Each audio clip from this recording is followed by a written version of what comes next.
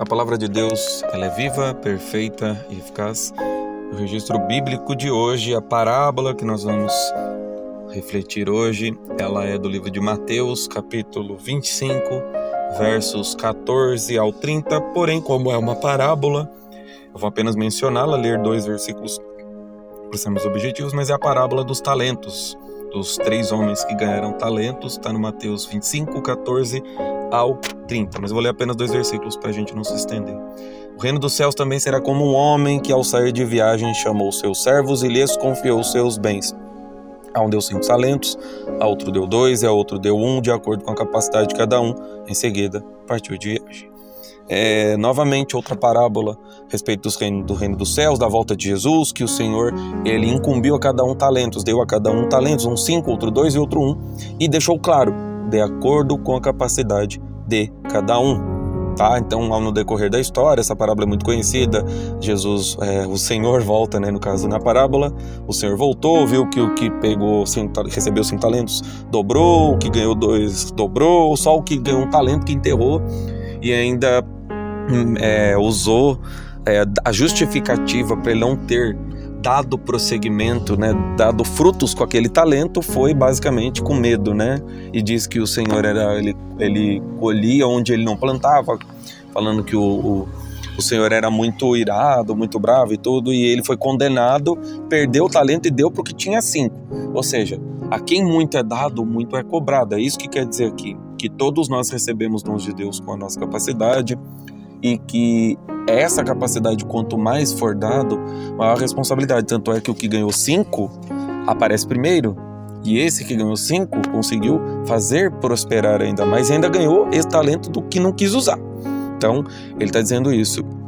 Basicamente Deus nos dá aquilo que Ele crê que nós possamos fazer. Porém, no verso 26 do capítulo 25 está dizendo: o Senhor respondeu, servo mau e negligente, você sabia que eu colho onde não plantei e ajunto onde não semeei? Se Ele sabia isso, por que não deixou logo com os banqueiros?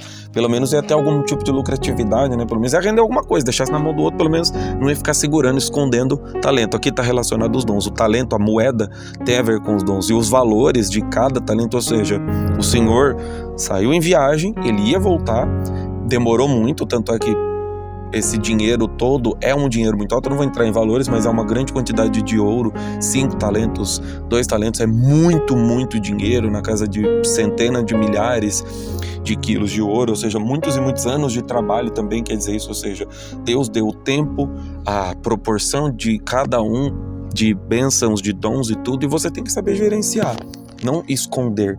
E se você for analisar as escrituras, tem mais de um conselho do que fazer, do que não fazer, começando lá em Êxodo, já de ordem cronológica, Vamos pegar em Êxodo, capítulo 31, versos do 1 ao 7, do 1 ao 6, 7, 8, mais ou menos. Se você for pegar a passagem inteira de Êxodo 31, é do 1 ao 11, mas especificamente, se você for pegar a partir do comecinho ali de Bezalel, filho de Uri, filho de Ur, o Bezalel, ele foi dotado de dons artísticos para desenhar e executar trabalhos em ouro, prata e bronze, e Deus escolheu ele para fazer toda a parte de ouro, ou seja, desenhar e arquitetar a Arca da Aliança. Então, ali o Espírito de Deus foi dado com sabedoria, habilidade, pleno conhecimento artístico para que Bezalel pudesse fazer a arca, que seria o símbolo da presença de Deus vivo ali no meio deles. Teve o Aholiabe, filho de Aizamaque, um pouquinho mais abaixo, no verso 6, para auxiliar, deu sabedoria.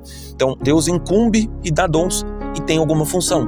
Ou seja, Deus escolheu os dons, deu os dons para aquela pessoa, e Ele vai capacitar e a pessoa vai executar alguma coisa. Os dons têm serventia, são ferramentas.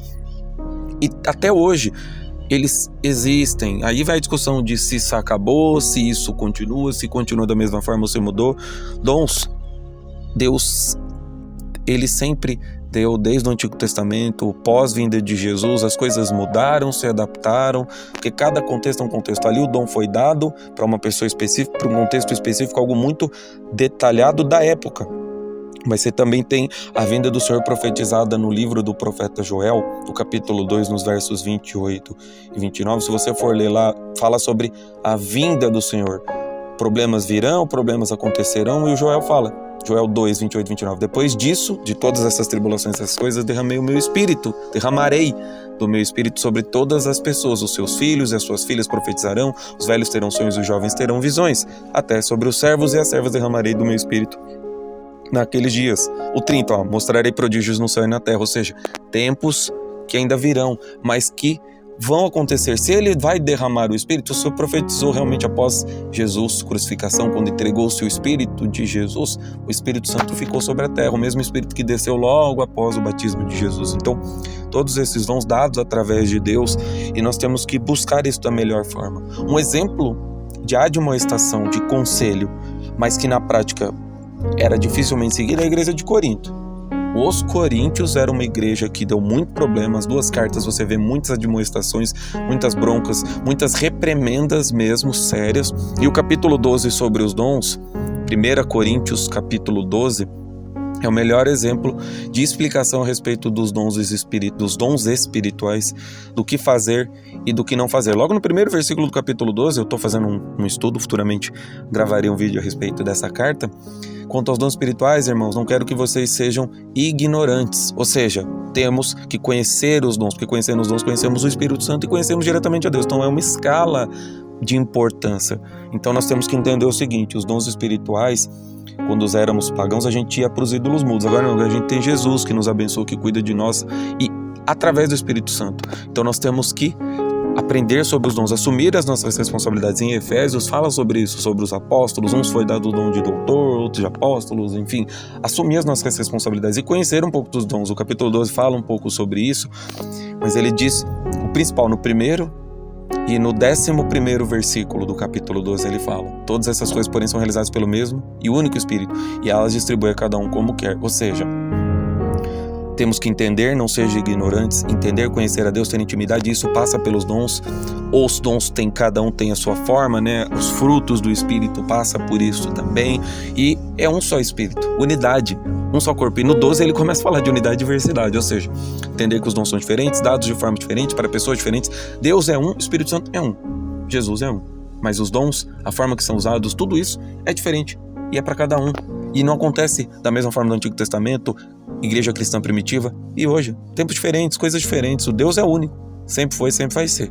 Mas nós temos que entender isso. E o conselho que eu acho que fica com relação aos dons, depois desse breve entendimento, o vídeo deve ter ficado um pouquinho mais longo, porque falar de dons espirituais é complicado, mas para fechar, Tiago capítulo 3, verso 1. Meus irmãos, não sejam muitos de vocês mestres, pois, como sabem, nós os que ensinamos seremos julgados com maior rigor.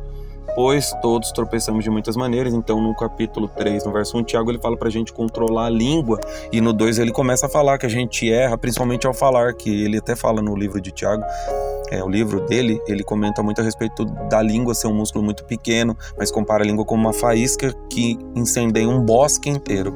Então, sobre os dons, não sejamos ignorantes, devemos conhecer.